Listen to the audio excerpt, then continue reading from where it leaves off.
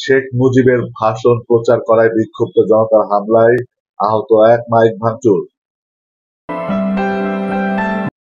শেখ মুজিবের ভাষণ প্রচার করায় বিক্ষুব্ধ ছাত্র জনতা হামলা চালিয়ে একজনকে আহত ও মাইক ভাঙচুর করেছে। সকাল ৯টার দিকে ঝিনাইদহের কালীগঞ্জ মুক্তিযোদ্ধা সংসদ ভবনে মহান স্বাধীনতা ও জাতীয় দিবসে মাইকে শেখ মুজিবের ভাষণ চলাকালে এই ঘটনা ঘটে।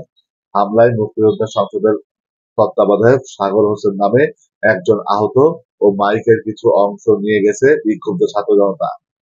কালীগঞ্জ শহরের দেশ মাইক অ্যান্ড অডিও অ্যাড প্রতিষ্ঠানের স্বত্বাধিকারী ইয়াকুব আলী জানান, সকালে মুক্তিযোদ্ধা লিয়াকত আলী ১,০০০ টাকা ভাড়ায় একটি মাইক সেট মুক্তিযোদ্ধা ভবনে নিয়ে যায়।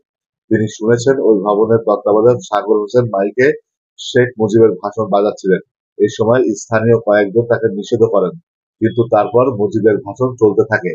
মাইকে এমন ভাষণ প্রচার শুনতে পেয়ে বিক্ষুব্ধ ছাত্র জনতা সকাল ৯টার দিকে মিছিল নিয়ে ওই ভবনে হামলা চালায়।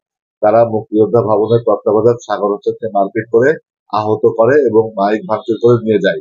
এ ঘটনার পর ঘটনাস্থলে গিয়ে আহত সাগর হোসেনের সাথে যোগাযোগ চেষ্টা করেও পাওয়া যায়নি।